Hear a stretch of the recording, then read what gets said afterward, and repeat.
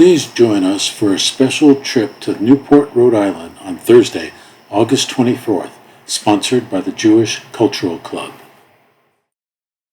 World-renowned Loeb Visitor Center, a 5-star museum, followed by lunch at the famous Bowen's Wharf, and then a tour of the Breakers Mansion. The Loeb Center is the site of the Touro Synagogue, the oldest surviving synagogue in North America. It was dedicated in 1763. The Loeb Center focuses on celebrating America's invention of religious freedom and includes the original letter of President George Washington, where he stated that the United States would give, quote, "to bigotry no sanction, to persecution no assistance," close quote. How important those words are for these difficult times. Beautiful water views, we move on to Parati Park by bus and then walk 100 feet to Bowen's Wharf. There, the area is filled with restaurants and shops. There are benches at the park, and you can brown bag it or choose from a multitude of eateries. Then it's on to the fabulous mansion called the Breakers. Gilded Age showpiece is the largest of all the Newport mansions, boasting 48 bedrooms and 27 fireplaces, on a 13-acre property. Built between 1893 and 1895, by Cornelius Vanderbilt II, in the Italian Renaissance style, it has been the backdrop of multiple movies and television series, as well as hosted many famous dignitaries and guests over the years. Today the property is owned by the Newport Preservation Society, and with its original furnishings in well-preserved condition, it operates as a house museum. Commonly referred to as the flagship of the Newport mansions, it welcomes visitors from all over the world, to experience its way beyond decadent interiors, as well as breathtaking views of the ocean, all throughout the year.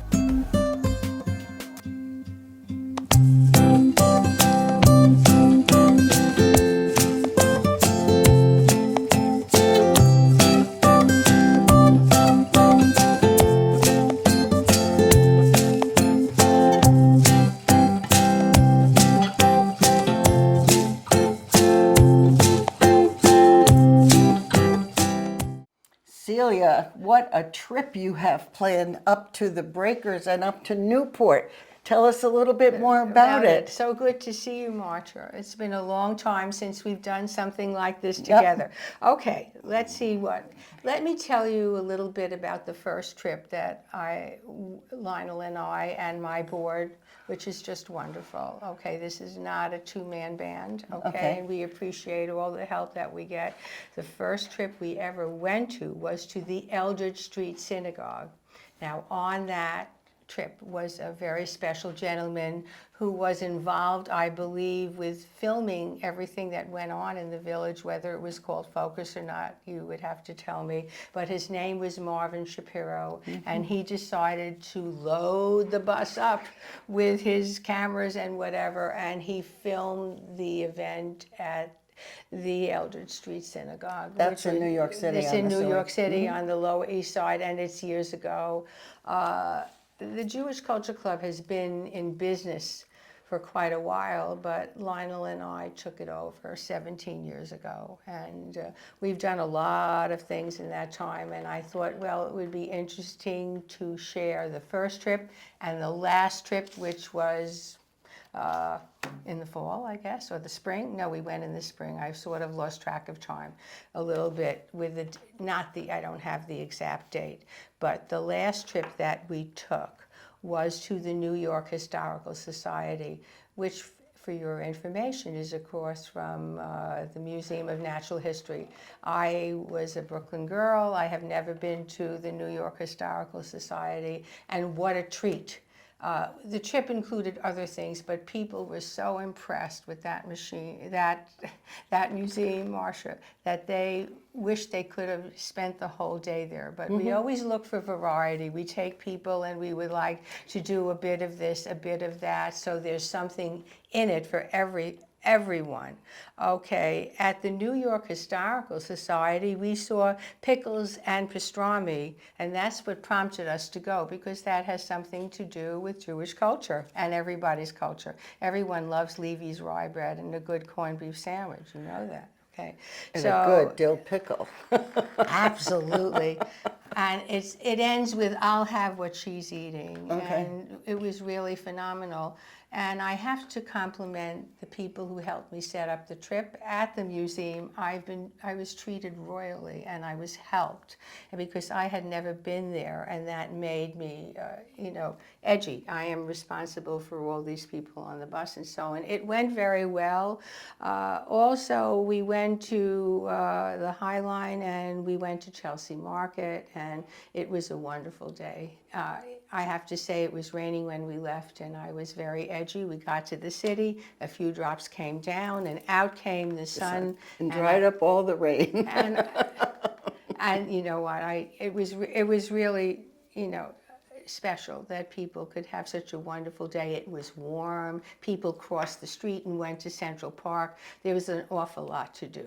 So I want to tell you about that trip, and then of course you'll have seen Ed's trip that we're going on, and that it is sponsored and helped a little bit. This is how we did it. The Federation, the Jewish Federation, all you have to do is cross the road and see B'nai Israel and the offices of the Federation. They helped us by paying the admission to the synagogue and the Loeb Center. We are definitely going because 44 people have signed up, and that takes care of the bus, which is $2,300. Wow. Oh, okay. And then, of course, what's left is the admission to the Breakers, and the Jewish Culture Club is helping with that. So now you know about our trips. And where shall we go from here? Where shall we go from here? You seem to be able to keep costs down. This trip is amazingly under $100. Which is way under $100. It's about 67, I think. I read 67, 69. Is 69? Is it? I should have. It's about that much anyway. So it's in the high. penny to here or there, And the trips are also very interesting. One of the things that people say is, well, I'm not Jewish. I can't belong to the Jewish Culture Club. Will you clarify that? No, you don't have to be Jewish to eat Levy's rye bread. No, you don't. You don't, and you don't have to be Jewish to join the Jewish Culture Club. We have a very large mixed population. Truthfully, I must tell you that many of our former members are older, and that's the sad part of living in this village. We've lost a lot of people. They've either passed or they've gone to live with their children, and anybody and everybody has taken their place, and we love it. And you're always, when you come, you're always heartily welcomed. It's such a pleasure. We have an upcoming event, here, on August 6th. This will probably show after that, but we're going to have a wonderful program. And my goal has always been to serve good eats after you've learned something. I really feel that when you go to Newport, you will have an opportunity to learn something. You certainly got your learns worth when you went to the city, and but let's not leave out when we have the coming of the age of the Broadway musical, which might have passed by the time you see this. We're having a wrap it up with lunch from Laban's, and we always try to feed you good. How do you get an idea for these programs? It's just basically, how did I get? It's luck. It's constant looking. It's Joan Oceans reads the New York Times, and that's how we found out. That pickles and pastrami was going to be local, and we could get there. Because a lot of these things say, travel, wonderful, see this exhibit, and it's in Washington, and it's in San Francisco. So basically we try to keep our eye opener. The Stricklers, who basically we met because they performed in Heritage Hills, and my friends live there, and they called up and they said, you got to get in touch with this guy, and he, lo and behold, he's going to appear here, but his wife appeared last year, and she was a reporter for WOR. She's met presidents, she's done everything, and she was very wonderful, very vocal. People stood up, gave her cheers, and so it's only through listening, looking, and a lot of good luck. Okay. And a lot of good luck. That's all. Sometimes that does pay off, doesn't it? Doesn't it? Yeah, luck. right. I hope it helped with my lottery ticket. Yes. Whatever. I know, We'll I know, see. I know. I look at the odds and I figure, I'm just donating $1. Yeah, so. that's right. We threw out a Right. few bucks ourselves, Lionel and I. So, How many people are active with the club, or with the Jewish Culture Club here? Okay. Would you say? I know that you and Lionel are very active, but how many? Like, what's your core population of the club? in what respect? In just like when you have events, how many? Okay, there basically many people come. Our crowds, frankly, are not 100 plus any longer. I think the pandemic hit us very hard, but we're moving on. We have 50-something people coming to Sunday's performance when Larry comes, and people, it will be tough to take people at the door because we had to order food. Right. The very specific food, wrap sandwiches. Oh, I know. See, we have Mr. Katz come from the deli in New Haven, and I always can order an extra few sandwiches. We always have something, but we hope that people would sign up in advance, okay? And it's not that easy now. I am still sticking to doing it with the desk downstairs because I want my people to have a ticket. Right. Okay, you have to have some memory in your hand. People are forgetful when, including yours truly. When was it? Did I put it away? Oh, I have this ticket. So that's, I feel, helps us. So we're sort of sticking with that.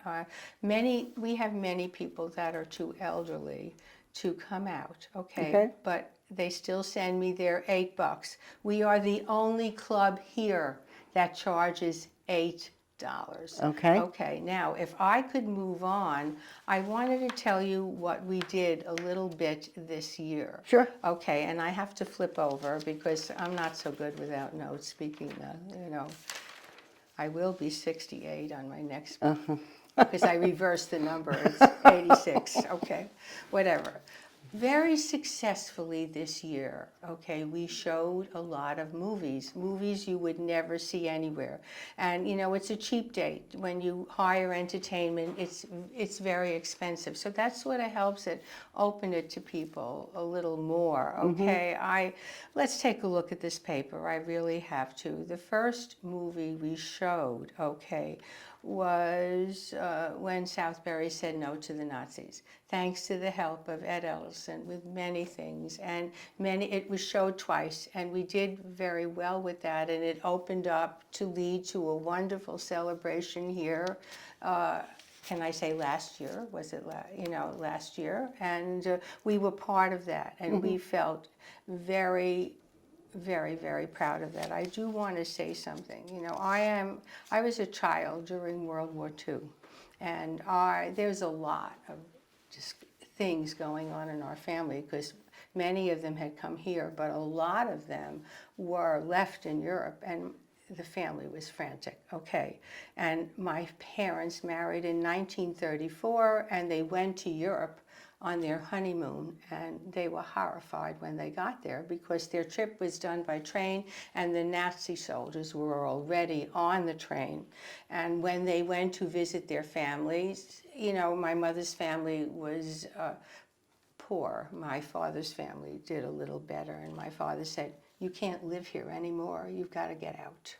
So he said, "I will go home, I will try," basically, and so on, and they didn't want to come. Okay, unfortunately, most of I would say, my entire family from the Francois side, my mother's, perished during the Holocaust, except for one girl who contacted the family from Cyprus. Okay, there was no computers, so on and so forth. My parents lost track of her, and we never know what happened to us either. So when I grew up, which is now, I decided that I want to do something that would further, all the things that, Perpetuate the culture. And a lot of it. at least we will be remembered. People will learn things that they didn't know. And it happened basically through movies, okay? One of the movies we showed was called My Italian Secret. It tells the story of how in Italy, 80% of the Jewish population was saved by very brave people. At the end of the movie, a gentleman jumped up, ran over to me, and kissed my face. Okay, all right. Because I tried to show something. We had pizza after, everybody, but I wanted people to see things that they might not see otherwise. Okay, then there's a wonderful man named Edelson who said he saw this movie, and he said, I think it's very appropriate. It's the story of two children. It's the story of, Rachel Matthews, a 7-year-old Jewish girl who involves herself with a schoolmate, Michael O'Malley, an Irish Catholic, and it shows how they navigate their worlds that never really met on the outside, and they were fast friends together. It went over so well, and thank you, Ed. Another thing that we showed was Ahead of Time, about a lady named Ruth Gruber. She was a reporter for the Herald Tribune, and it tells all about her life. At the end of the program, someone came over to me and said, thank you for showing the quality of movies that made such a difference this year. I'm very grateful for appreciation. I think people had a wonderful time. For another movies, I don't have the cover, but one that we showed was tells the story of writer Mitch Albom, who we know from Tuesdays with Morrie, and it tells the story of a rabbi and a black pastor. And it seems that Mitch Albom wrote for a newspaper. He was a sports writer. Instead, he wrote about this very destitute black pastor and his congregation. Their church was falling apart and the whole 9 yards.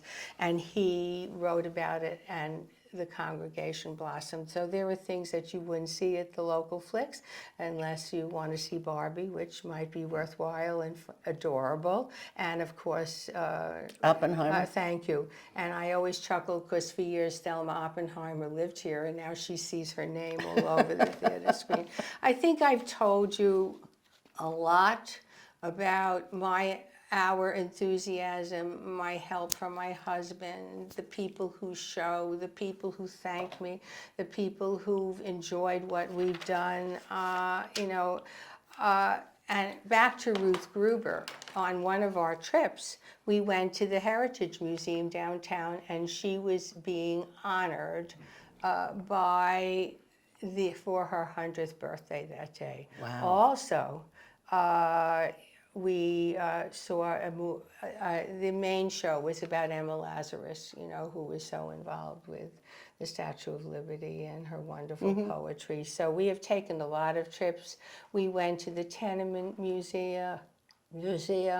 Oh, so many. I wish I had written more down because I'm like a steam engine. I sort of run out of power when there's no more coal. But we've seen so many wonderful movies. People have enjoyed them. We've taken wonderful trips. We've met wonderful people. Please keep on coming. I am in the phone book, and this year I am not listed under another name, so you can find the correct number of Celia Schwartz and Lionel Schwartz. It's been my pleasure to serve this community. I thank everyone, you who I know forever, and Ed, who has been so helpful this year, so on and so forth. Well, I have told you on more than one occasion what a treasure you are. And people who know you think you're a treasure also. And finding all of these things, arranging all of these trips, being very proud of your heritage, especially in today's climate, it's very, very good that people have an opportunity to not only get to know you, but to learn some history. I've learned things sitting here with you today that I never knew. Not that I should know everything, but, Why not? I forgot all the trips we take. without writing them on a paper. That's okay. I didn't know yeah, that. but you know what I mean. I do know. You Thank and you, Lionel. Marcia. You are a treasure. It was an honor to serve on all the exciting anniversaries. Oh my gosh, remember 40 days and 40 nights? yeah. That was the 40th anniversary when we had a booklet. Right. That every day there was something to do. It was, Yes. and then It of was course amazing. the 50th was very special. Lionel and I wrote for the Heritage Villager, which Right. is such a sadness that that's gone. And I don't know that we'll be here for the 60th, but I know you will. So Yeah, no, well, we're going to do it together, babe. okay. Thank you care. very much Thanks, for Ed, all of this. giving us the opportunity. Thanks for all of this information. The trip that is going to be to Rhode Island, to Newport, is in August, on the 24th, I believe. August 24th, the bus leaves from the paddock lot. If your tushy is not in the seat at 8 o'clock, we go without you. So please get there early. It's going to be quite a day, and enjoy your summer, people. Okay, thank you so much for doing Thank everything you again, that you do. Ed. Thank you to my husband, and thank you to you, dear, dear Mama, Marcia Brooker. Thank you. Thanks for being with us.